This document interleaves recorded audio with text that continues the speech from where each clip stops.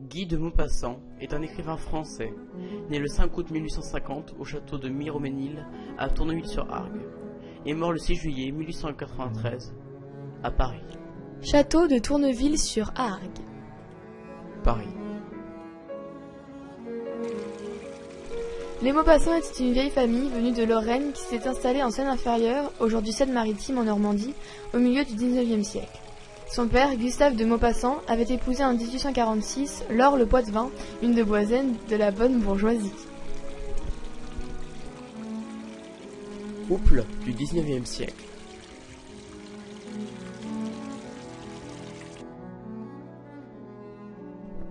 À l'âge de 13 ans, il est pensionnaire de l'institution ecclésiastique d'Yvetot, selon le souhait de sa mère.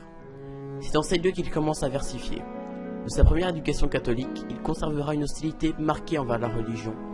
Il finira par se faire renvoyer.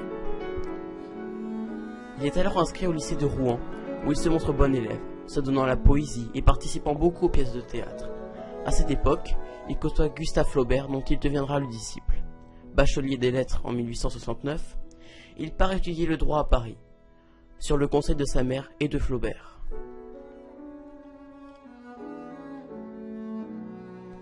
Gustave Flaubert. Gustave Flaubert le prend sous sa protection et devient pour lui une sorte de mentor littéraire, guidant ses débuts dans le journalisme et la littérature. Chez Flaubert, il rencontre le romancier russe Ivan Tourguenieff et Émile Zola, ainsi que de nombreux écrivains appartenant aux écoles naturalistes et réalistes. Il écrit beaucoup de vers et de courtes pièces. Il commence aussi à fournir des articles à plusieurs journaux importants comme Le Figaro, Gil Blas, Le Gaulois et l'Écho de Paris, puis consacre ses loisirs à l'écriture des romans et de nouvelles. Toujours encouragé par Flaubert, le vieil ami de sa famille, il publie en 1879 son premier livre, un fascicule d'une centaine de pages, Histoire du vieux temps. Quelques journaux.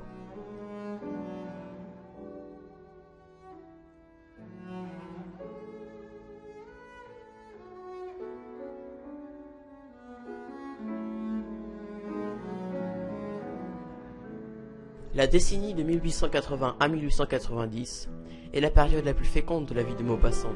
Il publie 6 romans, plus de 300 nouvelles et quelques récits de voyage. Rendu célèbre par sa première nouvelle, Histoire du vieux temps, il travaille méthodiquement et produit annuellement 2 et parfois 4 volumes. Le sens des affaires joint à son talent lui apporte la richesse.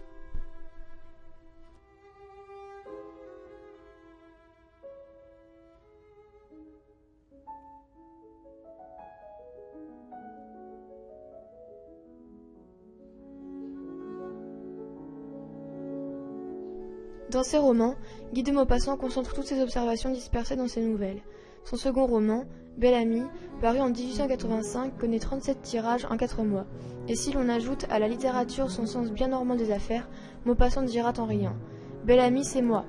Des ouvrages marquants par le style, la description, la conception et la pénétration s'échappent de sa plume féconde. Il écrit 3 ans plus tard ce que d'aucuns considèrent comme le plus abouti de ses romans, Pierre et Jean, en 1887-1888. Pierre et Jean.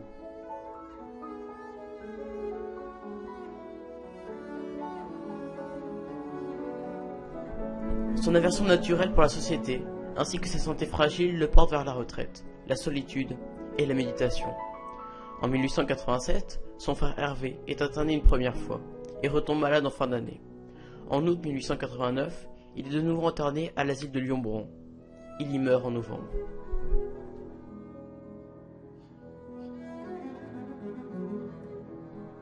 Fin d'une vie. Durant ces dernières années, se développe en lui un amour exagéré pour la solitude, un instinct de conservation maladif, une crainte constante de la mort et une certaine paranoïa, due à une probable prédisposition familiale. Sa mère étant dépressive et son frère mort-fou, mais surtout à la syphilis, contractée pendant ses jeunes années. Maupassant se porte de plus en plus mal, son état physique et mental ne cesse de se dégrader, et ses nombreuses consultations et cures à Aix-les-Bains n'y changent rien. En août 1890, il commence L'âme étrangère qu'il ne finira jamais. En 1891, il commence un roman, L'Angélus, qu'il n'achève pas non plus. Le 31 décembre, il envoie une lettre d'adieu au docteur Casalis. Ce sont ses dernières lignes. Dans la nuit du 1er janvier au 2 janvier 1892, il fait une tentative de suicide au pistolet. Son domestique, François Tassard, avait enlevé les vraies balles. Il casse alors une vitre et tente de s'ouvrir la gorge. On l'interne à Paris le 6 janvier dans la clinique du docteur Émile Blanche, où il meurt de paralysie générale, un mois avant son 43e anniversaire, le 6 juillet 1893, après 18 mois d'inconscience presque totale.